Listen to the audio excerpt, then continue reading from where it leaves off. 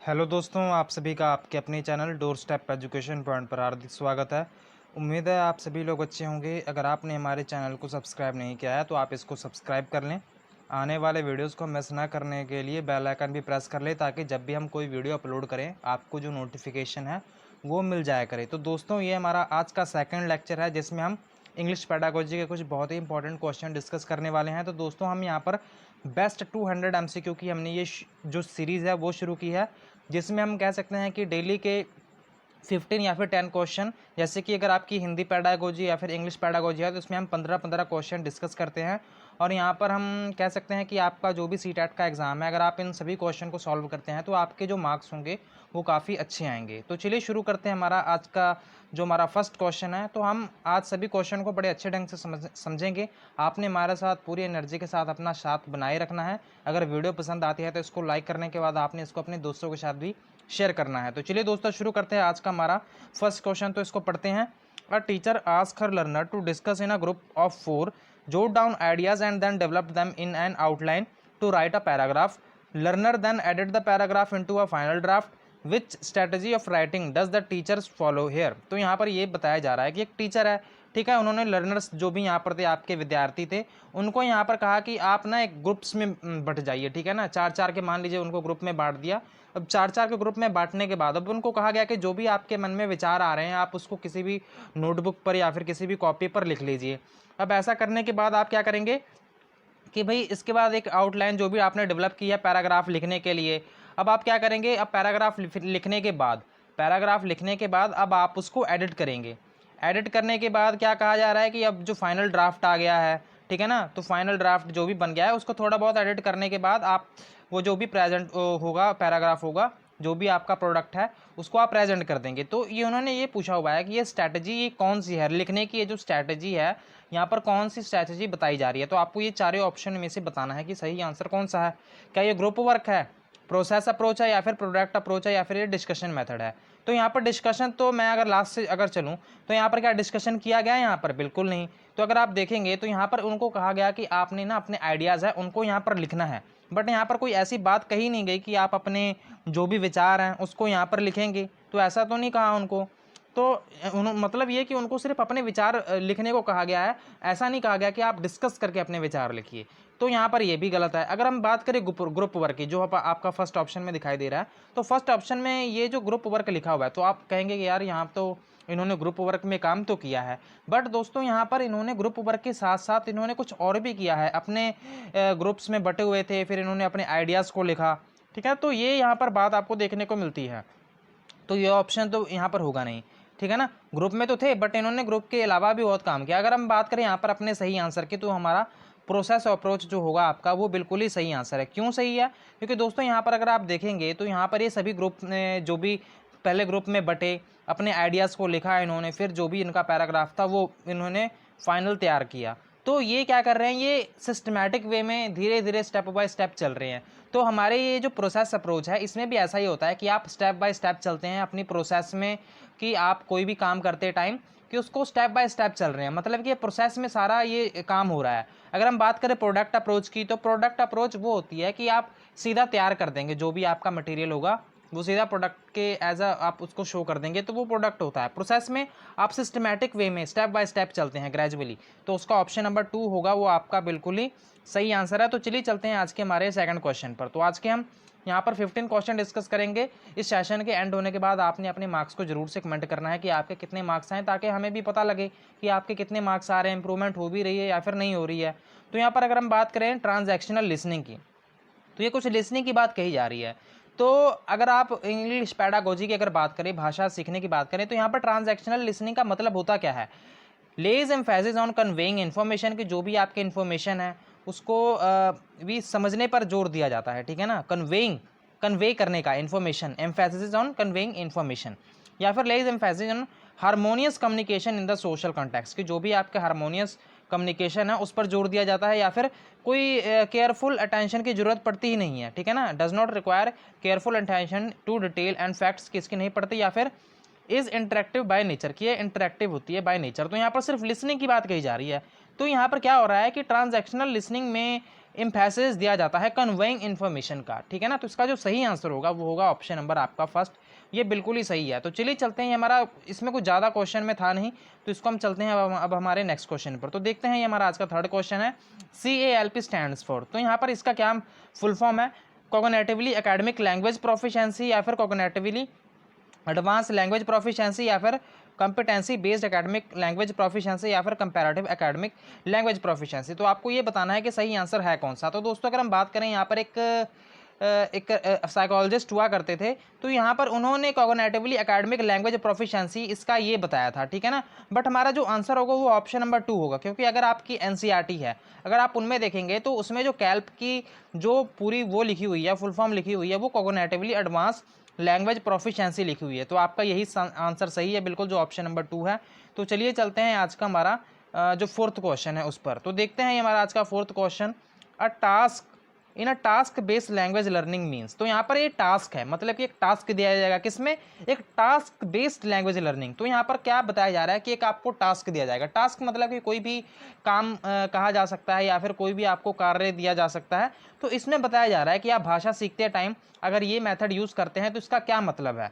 N actively where the target language is used by the learner for a communicative purpose. तो यहाँ पर क्या कहा जा रहा है कि आप जो भी एक्टिवली वेयर, जो भी आपकी ये एक ऐसी एक्टिविटी होगी जहाँ पर आपकी जो भी भाषा है, जो भी मतलब कि टारगेट लैंग्वेज है, उसको आप इस्तेमाल करेंगे, किसके द्वारा, जो लर्नर्स होंगे वो, ठीक है। किसके बाद, किस बात के लिए, अपने बातचीत करने के लिए, जो भी आपकी कम्युनिकेटिव पर्पस है उसके लिए आप इसका इस्तेमाल करेंगे। तो क्या ये हो सकता है, या फिर जो आपका ऑप्शन नंबर 2 है, a piece of work design by the teachers for a language teachers, कि ये एक ऐसा वर्क है जिसको एक लैंग्वेज टीचर के द्वारा बनाया गया है, या फिर एक टेक्स्ट बुक है, ठीक है ना, एक टेक्स्ट बुक है, इसमें exercise to be carried out by learner individuals, की जो यहाँ पर लर्नर इंडिविजुअल्स हैं, यहाँ पर उनके द्वारा ये काम किया जाएगा, ठीक है ना। तो क्या ये है इसका आंसर, या फिर जो ऑप्शन नंबर 4 है, यहाँ पर क्या लिखा हुआ है, अ task for the teacher for assessing learners language learning, कि एक ऐसा टास्क है जिसमें टीचर को ये काम दिया जाएगा कि आपने आकलन करना है बच्चों का, जो भी भाषा वो सीख रहे हैं। तो इसका सही आंसर होगा क्या, आपने यहाँ पर क्वेश्चन को फिर से पढ़ना है। यहाँ पर क्या, किसकी बात कही जा रही है, एक टास्क की बात कही जा रही है। टास्क मतलब कि यहाँ पर एक ऐसे काम दिए जाएंगे बच्चों को जहाँ पर रियल लाइफ सिचुएशन में, ऐसी क्लासेस में सिचुएशन बना दी जाएंगी जिसमें बच्चा टास्क करते करते जो भाषा है वो सीखेगा। अगर आप ऑप्शन नंबर फर्स्ट को देखोगे तो यहाँ पर भी तो वही बात कही हुई है कि एक ऐसी एक्टिविटी है जहाँ पर टारगेट लैंग्वेज को सीखा जाता है, इस्तेमाल किया जाता है। मान लीजिए कि यहाँ पर 4 बॉयज़ का ग्रुप बना दिया गया, 4 गर्ल्स का ग्रुप बना दिया गया। अब उनको यहाँ पर कहा गया कि आपस में आप बातचीत करिए। मान लीजिए कि एक को यहाँ पर कहा गया कि भाई आपने ना उनको पेन देना है, आप कैसे देंगे उनको पेन, तो यहाँ पर या फिर उनसे एक पेन मांगना है आपने। तो इस तरह की रियल लाइफ सिचुएशन बना दी जाएंगी। या फिर कहा जाएगा कि आपने यहाँ से बॉटल उठानी है, तो आप कैसे बॉटल उठाएंगे, क्या बोलकर बॉटल उठाएंगे। तो इस तरह की कुछ सिचुएशन बना दी जाती हैं। तो यही होता है task in a task based language learning में। तो इसका सही आंसर ऑप्शन नंबर फर्स्ट है। तो चलिए चलते हैं आज के हमारे 5th क्वेश्चन पर। अब देख लेते हैं कि यहाँ पर कुछ NCF नेशनल करिकुलम फ्रेमवर्क की बात कही जा रही है, और यहाँ पर ये बताया जा रहा है कि इसमें से नीचे दिए गए ऑप्शंस में से लैंग्वेज टीचिंग लर्निंग का ऑब्जेक्टिव कौन सा नहीं है। मतलब ये कि आपके इन ऑप्शंस में थे 3 ऑप्शन ऐसे होंगे जो कि NCF का ऑब्जेक्टिव होंगे, बाकी का एक यहाँ पर नहीं होगा। तो आपको नहीं वाला बताना है कि कौन सा नहीं है। The competency to understand what one hears, कि यहाँ पर ये NCF में जोर दिया जाता है कि क्या आपने सुना है, आप उसको समझ भी पाएँ। अब ऐसे तो मैं भी आपको बहुत कुछ बता रहा हूँ, ठीक है ना, सुन तो आप सब कुछ ले रहे हैं, बट आप समझ कितना पा रहे हैं, बात तो ये है ना मेन। टीचर्स भी हमें लगभग सब कुछ क्लास में समझा देते हैं, बट बात तो सारी समझने की आती है ना, कि आप समझ कितना पा रहे हैं। या फिर टीचर की भी गलती हो सकती है कि वो यहाँ पर कितना समझा पा रहा है, ठीक है ना। तो यहाँ पर अगर मैं आपको समझा ही ना पाऊँ तो मेरा पढ़ाने का फायदा क्या है फिर। तो यहीं पर ये बात कही जा रही है। तो ये आपको क्या लगता है, ये सही है कि गलत है। या फिर जो ऑप्शन नंबर 2 है, ability to read with comprehension, यही बात कही जा रही है कि आप कॉम्प्रीहेंशन क्या होता है कि आप पढ़ पाए समझ कर, ठीक है ना। तो यहाँ पर कई बार ऐसा भी होता है कि आप क्वेश्चन को समझ लेते हैं, ठीक है ना। यहाँ पर आपके CTET में 150 क्वेश्चन होते हैं, तो आप 150 के 150 क्वेश्चन पढ़ भी लेते हैं, और बाद में जब आप आंसर की देखते हैं तो आप समझते हैं क्वेश्चन को, अच्छा यार ये तो बड़ा ही ईजी था, बट मैं यहाँ पर कर नहीं पाया या फिर कर नहीं पाई, ठीक है ना। तो ये बात समझने की भी होती है। और अगर हम ऑप्शन नंबर 3 की बात करें, यहाँ पर लिखा हुआ है एफर्टलेस एक्सप्रेशन, कि आपके जो भी एक्सप्रेशन है एफर्टलेस होने चाहिए यहाँ पर। या फिर जो 4th ऑप्शन है, to know the language to the know the history of languages, कि जो भी आपका भाषा है उसका आपको इतिहास जानना चाहिए। तो आपको लगता है कि आपको भाषा का इतिहास जानना चाहिए, अगर आपको इंग्लिश यहाँ पर अंग्रेजी सीखनी है तो आपको यहाँ पर इंग्लिश की जो भी यहाँ पर हिस्ट्री है उसको जानना जरूरी है कि नहीं है? तो ऑप्शन नंबर डी बिल्कुल, ये बिल्कुल जरूरी नहीं है हमारे इंग्लिश एनसीएफ में ये बात बताई हुई है। तो ऑप्शन नंबर जो आपका 4 है वो बिल्कुल ही सही है। अगर आप फर्स्ट 3 ऑप्शन की बात करें तो ये एनसीएफ का क्या है, ये ऑब्जेक्टिव है, एम है, ठीक है ना, कि आप अंडरस्टैंड कर पाए क्या आपने सुना है, आप अंडरस्टैंड कर पाए जो आपने यहाँ पर पढ़ा है, या फिर एफर्टलेस एक्सप्रेशन। तो ये तीनों बिल्कुल सही है। जो आपका ऑप्शन नंबर 4 है वो बिल्कुल यहाँ पर गलत है, मतलब कि इस क्वेश्चन के हिसाब से आपका ये क्वेश्चन है बिल्कुल सही है। Option number 4 is the right answer. तो चलिए चलते हैं आज के हमारे 6 क्वेश्चन पर। तो अब इन्होंने क्या पूछा हुआ है, which one of the following is not true of language learning. तो यहाँ पर क्या बताया जा रहा है कि भाषा आपने सीखनी है, अब उसमें यहाँ पर कौन सी बात है वो सही नहीं है। तो यहाँ पर 3 बातें सही होंगी, एक बात गलत होगी, जो आपका बिल्कुल ही राइट आंसर होगा। यहाँ पर फर्स्ट ऑप्शन है रीडिंग इज मेकिंग मीनिंग, कि रीडिंग कैसी होनी चाहिए, मीनिंग मेकिंग होनी चाहिए। या फिर ग्रामेटिकल रूल्स आर इंपॉर्टेंट, तो ग्रामर के जो रूल हैं वो आपके बहुत ही ज़्यादा इंपॉर्टेंट हैं। या फिर लैंग्वेज लर्निंग टेक्स टाइम, क्या भाषा सीखने में आपको समय लगता है कि नहीं लगता है, अगर आपने इंग्लिश सीखनी है आपको समय लगेगा कि नहीं लगेगा। या फिर language learning needs a context, कि आपको कोई भी कंटेक्स्ट की ज़रूरत पड़ती है भाषा सीखने के लिए। तो दोस्तों अगर हम यहाँ पर बात करें नॉट की, ठीक है ना, तो नॉट के हिसाब से जो आपका यहाँ पर सही आंसर होगा वो हो जाएगा 2।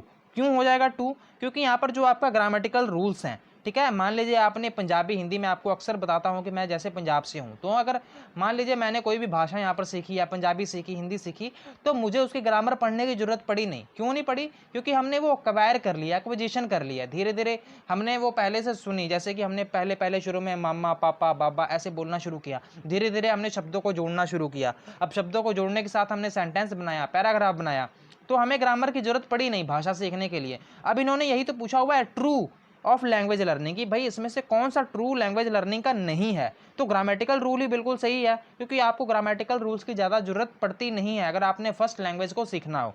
अगर हम यहाँ पर बात करें फर्स्ट ऑप्शन की, तो हमें रीडिंग इज मेकिंग मीनिंग ये होनी चाहिए, बिल्कुल सही बात है कि रीडिंग आपकी मेकिंग मीनिंग होनी चाहिए। और यहाँ पर लैंग्वेज लर्निंग में बहुत ही ज़्यादा टाइम लग जाता है, ठीक है ना। तो अगर आप चाहे इंग्लिश सीखते हो, पंजाबी सीखते हो या फिर हिंदी सीखते हो, तो कोई भी भाषा सीखने में समय तो लगता ही लगता है। अगर हम यहाँ पर फोर्थ ऑप्शन की बात करें तो ये भी सही है, क्योंकि यहाँ पर आपको लैंग्वेज लर्निंग यहाँ पर उसकी ज़रूरत पड़ती है किसी कंटेक्स्ट की। तो जो आपका इस ऑप्शन के हिसाब से जो सही आंसर हो जाएगा वो हो जाएगा ऑप्शन नंबर 2 आपका यहाँ पर जो बिल्कुल ही सही आंसर है। तो चलिए चलते हैं आज के हमारे नेक्स्ट क्वेश्चन पर। तो देखते हैं, ये हमारा आज का 7वां क्वेश्चन है, which is an effective way of teaching learning grammar. आपने ग्रामर सिखानी है तो इसका कौन सा एक जो तरीका है वो बहुत ही अच्छा है। Teaching the rules first followed by examples, तो यहाँ पर ये कहा जा रहा है कि आप पहले रूल्स बताएंगे बाद में आप एग्जाम्पल्स बताएंगे। या फिर ऑप्शन नंबर 2 में क्या कहा जा रहा है कि presenting grammar from in a natural discourse, क्या प्राकृतिक तरीके से समझाएंगे, पहले उनको बताएंगे कि ये कैसे बना, बाद में आप उनको समझाएंगे कि आप इसका इस्तेमाल कैसे कर सकते हैं। तो क्या ये होगा? या फिर option number 3 presenting single sentences example and plenty of ways and then explaining the forms, कि यहाँ पर क्या बताया जा रहा है कि आप सिंगल सेंटेंस पहले वहाँ पर दिखाएंगे, फिर उसको ही अलग अलग तरीके से यहाँ पर उनको यूज़ करना सिखाएंगे। तो क्या ये हो सकता है? या फिर option number D teaching through a typical grammar book, तो आपको ऐसा लगता है कि अगर टीचर के पास ग्रामर की बुक नहीं होगी तो वो पढ़ा नहीं पाएगा। तो ये ऑप्शन कैसे हो सकता है सही?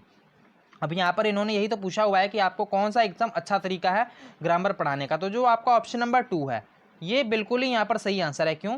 क्योंकि यहाँ पर इंडक्टिव मेथड की बात कही जा रही है। किसकी बात कही जा रही है? इंडक्टिव मेथड की। इंडक्टिव मेथड होता क्या है? जिसमें आप क्या करते हैं, इंडक्टिव मेथड में पहले आप उनको एग्जाम्पल्स बताते हैं, एग्जाम्पल बताने के बाद फिर आप उनको रूल्स बताते हैं। एग्जाम्पल्स टू रूल का ये जो इंडक्टिव मेथड है वो चलता है। अगर आप यहाँ पर फर्स्ट ऑप्शन को देखें तो फर्स्ट ऑप्शन कौन सा यहाँ पर मेथड बता रहा है आपको? डिडक्टिव मेथड बता रहा है। डिडक्टिव मेथड में होता क्या है, पहले आप रूल्स बताते हैं फिर बाद में आप एग्जांपल्स बताते हैं। तो ऐसा नहीं है कि आपको यहाँ पर मान लीजिए कि आपको अभी तो यहाँ पर इंडक्टिव डिडक्टिव मेथड देखने को मिला नहीं, बट ये कंसेप्चुअल क्वेश्चन वहीं से बना है, इंडक्टिव और डिडक्टिव मेथड से, ठीक है, जिसको हम हिंदी में आगमन और निगमन विधि भी कहते हैं। तो ये वही है जहाँ पर आप पहले एग्जाम्पल्स बताते हैं बाद में रूल्स बताते हैं। तो इसलिए यहाँ पर जो फर्स्ट और सेकंड ऑप्शन है ये एक दूसरे के बिल्कुल ही ऑपोजिट हैं, और इस क्वेश्चन के हिसाब से आपका जो ऑप्शन नंबर 2 है वो बिल्कुल ही सही है। अगर हम यहाँ पर बात करें ऑप्शन नंबर 4 की, तो वो तो गलत है। क्यों गलत है? क्योंकि यहाँ पर ये बात बताई जा रही है कि आप सिर्फ किताब के द्वारा ही पढ़ा सकते हैं बच्चों को और वैसे नहीं पढ़ा सकते। तो ऐसा बात बिल्कुल ही सही नहीं है। तो चलिए चलते हैं आज के हमारे 8th क्वेश्चन पर। तो यहाँ पर क्या बताया हुआ है कि इंग्लिश की पोजीशन पूछी हुई है इन्होंने अपने भारतीय संविधान में। तो आपको ये भी पता होना चाहिए भारत के संविधान में यहाँ पर भाषाओं को दर्जा दिया गया है। तो यहाँ पर अगर हम बात करें इंग्लिश की प्लेस क्या है, तो यहाँ पर ये क्या, ये रिकॉग्नाइज लैंग्वेज है या फिर ये एसोसिएट ऑफिशियल लैंग्वेजेस है या फिर ऑफिशियल लैंग्वेज है या फिर फॉरेन लैंग्वेज है। तो आपको ये बताना है। तो आपको ये तो पता है कि ये फॉरेन लैंग्वेज अब रही नहीं है। क्यों?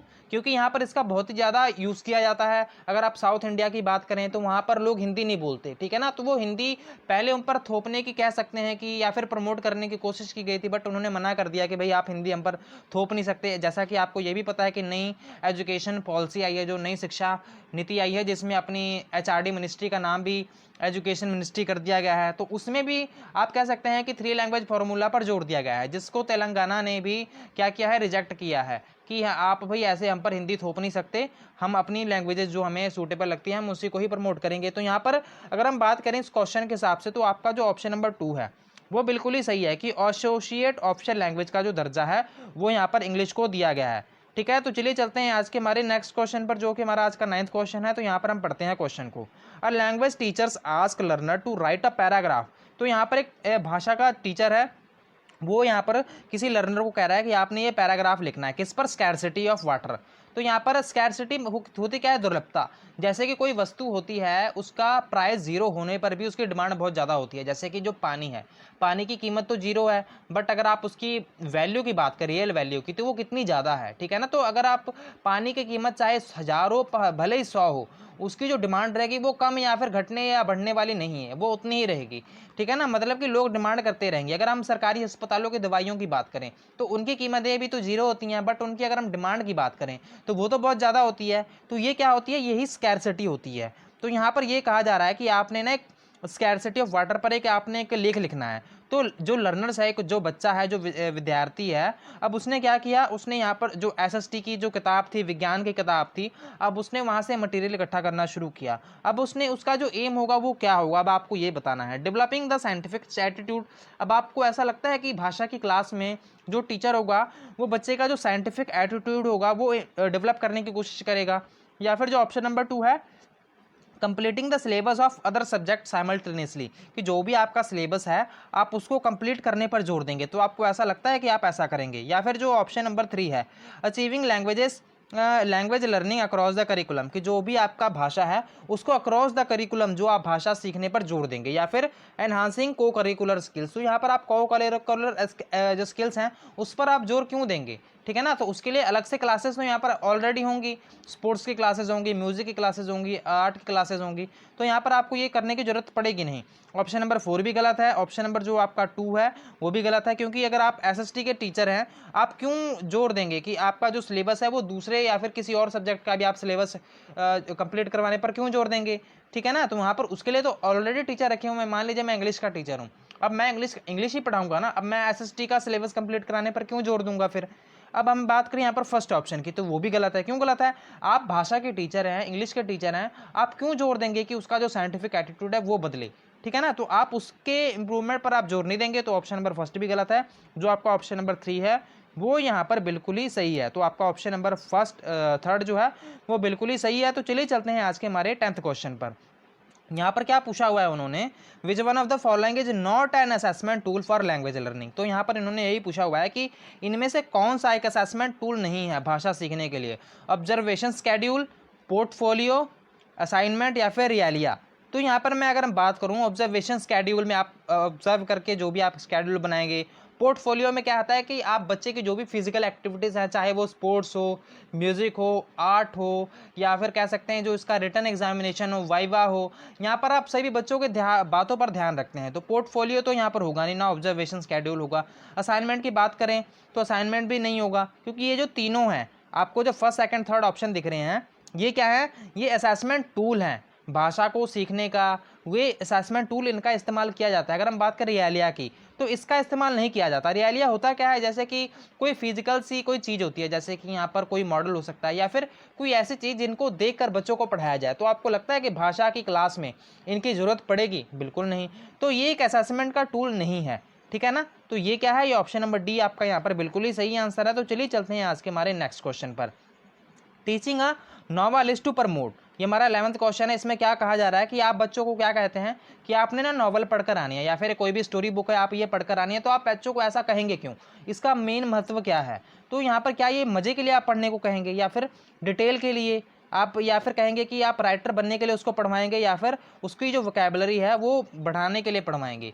तो दोस्तों यहाँ पर अगर हम बात करें, हम लास्ट से शुरू करते हैं, एलिमिनेट करते हैं। तो दोस्तों अगर आप उसको नॉवल पढ़ने को कह रहे हैं तो सिर्फ वोकैबुलरी के लिए पढ़ रहे हैं, बिल्कुल गलत बात है ये तो।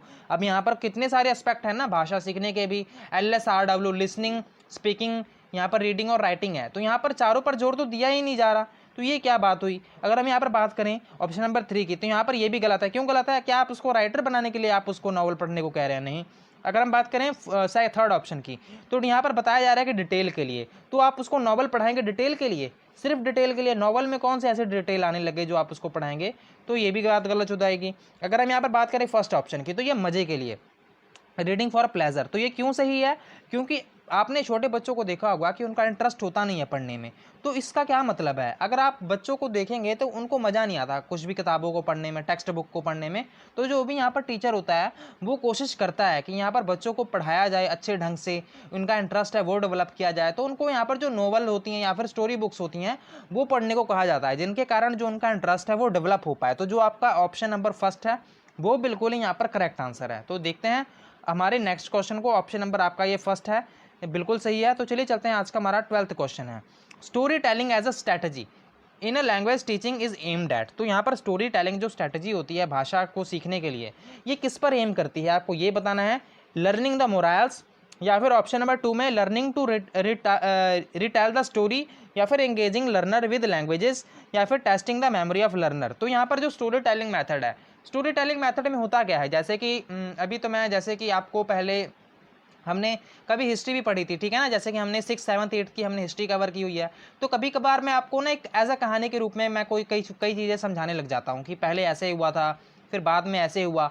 तो इससे होता क्या है, इसका मेन महत्व क्या है, आपने यही बताना है।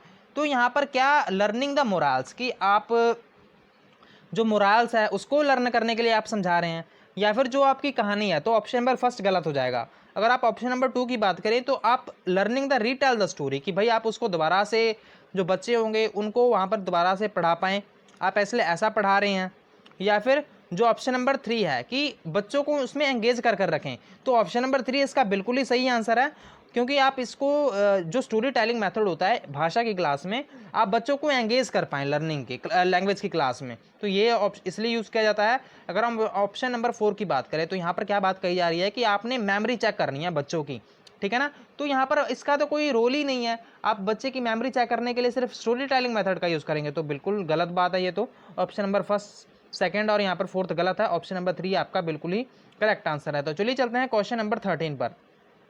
Input hypothesis refer to, input hypothesis का मतलब क्या है यहाँ पर, the relationship between what the learner is expose to of a language and language acquisition. तो क्या ये होगा, मतलब ये कि जो भी भाषा है यहाँ पर रिलेशनशिप बताया जा रहा है, ठीक है, किसके बीच में, जो भी लर्नर यहाँ पर सीख सकता है, ठीक है ना, मतलब उसने यहाँ पर कितना यहाँ पर किया है, ठीक है, और यहाँ पर कि भाई उसने कितना भाषा का प्रयोग वो कर चुका है, और यहाँ पर वो कितनी उसकी पकड़ है, कितनी ग्रास्प है, इसकी यहाँ पर बात कही जा रही है। या फिर जो ऑप्शन नंबर 2 है, relationship between what language a learner know, वो कितनी जानता है और वो कितना यहाँ पर सीखा है, उसको पढ़ाया कितना गया है, या फिर ये होगा। या फिर जो ऑप्शन नंबर 3 है कि यहाँ पर जो relationship between learner teachers and material, इसके बीच में बात कही जा रही है। या फिर ऑल इनपुट्स ऑफ द, जो भी यहाँ पर क्या लिखा हुआ है कि स्कूल, कि जितने भी स्कूल के यहाँ पर इनपुट्स होते हैं वो होंगे। यहाँ पर जो फोर्थ, थर्ड और यहाँ पर सेकंड ऑप्शन है वो बिल्कुल गलत है, जो आपका ऑप्शन नंबर फर्स्ट है वो यहाँ पर बिल्कुल सही है। क्या बताया जा रहा है, the relationship between what the learner is expose to of a language and language acquisition, तो यहाँ पर बिल्कुल सही आंसर है। तो चलिए चलते हैं आज के हमारी ये सेकंड लास्ट क्वेश्चन पर। तो जो हमारा 14th क्वेश्चन है, which one of the following makes the communication a cyclic process. तो कम्युनिकेशन ऐसे होता क्या है, जैसे कि पहले मैं आपको ये बताऊंगा कि भाई कम्युनिकेशन प्रोसेस होता क्या है। जैसे कि मैं आपको पढ़ा रहा हूँ, तो मैं क्या हूँ, मैं सेंडर हूँ, ठीक है ना, मैं क्या हूँ, मैं सेंडर हूँ। अगर हम बात करूँ कि भाई रिसीवर कौन है, आप लोग रिसीवर हैं, ठीक है ना, आप लोग रिसीवर हैं। तो यहाँ पर मैं भेज के आ रहा हूँ आपको, अब आपको मैं कुछ तो बता रहा हूँ ना, तो मैं तो सेंडर हूँ, बट मैं आपको जो बातें यहाँ पर आप सुन पा रहे हैं ये क्या है, ये सभी मैसेज हैं, ठीक है ना। तो अगर आप यहाँ पर कुछ मेरे से सवाल पूछेंगे ही नहीं, कभी आप कमेंट करके पूछेंगे ही नहीं कि भाई हमें ये समझ नहीं आया, या फिर हमारे इतने मार्क्स आए हैं, या फिर हमें सर ये बात बताइए, तो मैं कैसे भाई हमारी ये जो प्रोसेस होगी ये कैसे कंटिन्यू होगी, ठीक है ना। तो इसी को हम कहते हैं कि ये फीडबैक होता है। तो इसी को यही बताया हुआ है कि साइक्लिक प्रोसेस, ठीक है ना। तो साइक्लिक प्रोसेस होती है, इसको साइक्लिक प्रोसेस बनाने के लिए आपका जो फीडबैक है वो बहुत ही ज़रूरी है। तो आपका सही आंसर ये है फीडबैक, ठीक है। तो यहाँ पर जो आपका सही आंसर कौन सा है, ये आपका सही आंसर है फीडबैक। अगर हम यहाँ पर बात करें, जैसे कि आप कमेंट करते हैं, तो यहाँ पर अगर आप यहाँ पर किसी को जो होगा आप उसकी क्रिटिसिज्म या फिर जो कमेंट है वो करेंगे नहीं, तो आप उसको कैसे बता पाएंगे कि आपको ये चीज़ें समझ आ पाई हैं या फिर नहीं आ पाई हैं। तो फीडबैक का होना बहुत ही ज़रूरी होता है, जिसके कारण जो कम्युनिकेशन जो प्रोसेस होती है वो बहुत ही जो अपनी साइकिलिक होती है, मतलब कि वो पहले सेंटर से जाती है रिसीवर के पास, वो रिसीवर के पास क्या जाती है, मैसेज आता है, ठीक है ना। तो पहले सेंडर जो मैसेज होता है वो भेजता है रिसीवर के पास, और जो रिसीवर होता है वो फीडबैक भेजता है। फीडबैक समझने के बाद जो सेंडर होता है वो फिर से समझता है, फिर उसका वो फिर से रिस्पॉन्ड करता है। तो ये जो प्रोसेस होती है वो कंटिन्यू चलती रहती है। तो इसका सही आंसर कौन सा हो जाएगा, ऑप्शन नंबर 3 बिल्कुल ही सही आंसर है। तो चलिए देखते हैं top down process of reading. तो इसका ये पूछा जा रहा है कि जो टॉप डाउन प्रोसेस है रीडिंग की ये क्या है, आपको ये बताना है कि process from whole to part, क्या ये होगा, या फिर process from part to whole, या फिर proceed from centre to periphery, या फिर प्रोसीड फ्रॉम बॉटम टू, यहाँ पर क्या लिखा हुआ है, टॉप। तो क्या ये होगा। तो अगर हम यहाँ पर बात करें कि प्रोसेस टॉप डाउन अप्रोच क्या होती है, तो आपको यहाँ पर सबसे पहले मैं एक डायग्राम बना के दिखाऊंगा। तो ये क्या है, ये ऊपर वाला टॉप है, नीचे वाला बॉटम है, ठीक है ना। ऊपर वाला टॉप है और नीचे वाला बॉटम है। तो यहाँ पर अगर आप टॉप से देखेंगे, तो टॉप से अगर आप नीचे जाएंगे, ठीक है ना, यही बता रहा है ना कि टॉप डाउन, यहाँ से अगर आप नीचे जाएंगे तो टॉप डाउन अप्रोच है ये, ठीक है। तो यहाँ पर क्या होगा कि आपने क्या करना है, जैसे कि मैंने कभी भी आपने क्लास में अगर इंग्लिश या फिर हिंदी पढ़ाई होगी तो आपने, या फिर पंजाबी पढ़ाई होगी, तो आप कभी कभी पोएम पढ़ाते होंगे। तो पोएम पढ़ाते टाइम आप क्या करते हैं, सारी पोएम एक बार पहले आप पढ़ देते हैं। पढ़ने के बाद जो भी उनके जो गद्यांश नहीं होते, जो आपके स्टांजास होते हैं, आप फिर उनको पढ़ते हैं। उनको पढ़ने के बाद आप फिर लाइन पढ़ते हैं। लाइन पढ़ने के बाद आप फिर एक वर्ड पढ़ते हैं। वर्ड पढ़ने के बाद आप उसका मीनिंग समझाते हैं। तो आप क्या रहे हैं, आप होल टू पार्ट अप्रोच को फॉलो नहीं कर रहे, ठीक है ना। तो जो ऑप्शन नंबर फर्स्ट है वो बिल्कुल ही सही है, होल टू पार्ट चलते हैं आप, ठीक है ना। क्योंकि आपने पहले सारा जो पोएम थी वो पढ़ी, उसके बाद आपने स्टांजा पढ़ा, स्टांजा पढ़ने के बाद आपने लाइन पढ़ी, लाइन पढ़ने के बाद आपने शब्द का मीनिंग बताया। तो ये क्या है, ये टॉप डाउन अप्रोच है। अगर हम यहाँ पर बात करें जो ऑप्शन नंबर 4 है, यहाँ पर क्या लिखा हुआ है, बॉटम अप अप्रोच। तो दोस्तों यहाँ पर आप देखते होंगे कि पहले आप छोटे बच्चों को यहाँ पर पहले आप साउंड सिखाते हैं ABCD के, है ना, कि ABC इसको बोलना कैसे है। धीरे धीरे आप उनको 2-2 शब्दों वाले वर्ड बनाने सिखाते हैं, फिर 3 वाले, फिर आप उनको शब्दों को जोड़ना सिखाते हैं, सेंटेंस बनाना सिखाते हैं, फिर आप उसको पैराग्राफ बनाना बताते हैं, ठीक है ना। तो ये क्या है, ये आपका बॉटम टू टॉप, या बॉटम जो आपका बॉटम टू टॉप अप्रोच उसको हम कहते हैं। तो उम्मीद है आपको ये वाला जो सेशन होगा वो बहुत ही हेल्पफुल लगा होगा, और आपको जो सभी बातें हैं वो यहाँ पर बिल्कुल ही अच्छे ढंग से यहाँ पर समझ आ गई होंगी। तो आपने अगर हमारा चैनल को सब्सक्राइब नहीं किया है तो आपने हमारे इस चैनल को सब्सक्राइब कर लेना है। अगर ये वीडियो पसंद आई हो तो आपने इसको लाइक करने के बाद अपने दोस्तों के साथ भी ज़रूर से शेयर कर लेना है। और दोस्तों आप हमारा जो मोटिवेशन है वो बढ़ाते रहिए, और जो कमेंट होता है वो आप ज़रूर से क्या करें। Thank you so much for watching, God bless you all.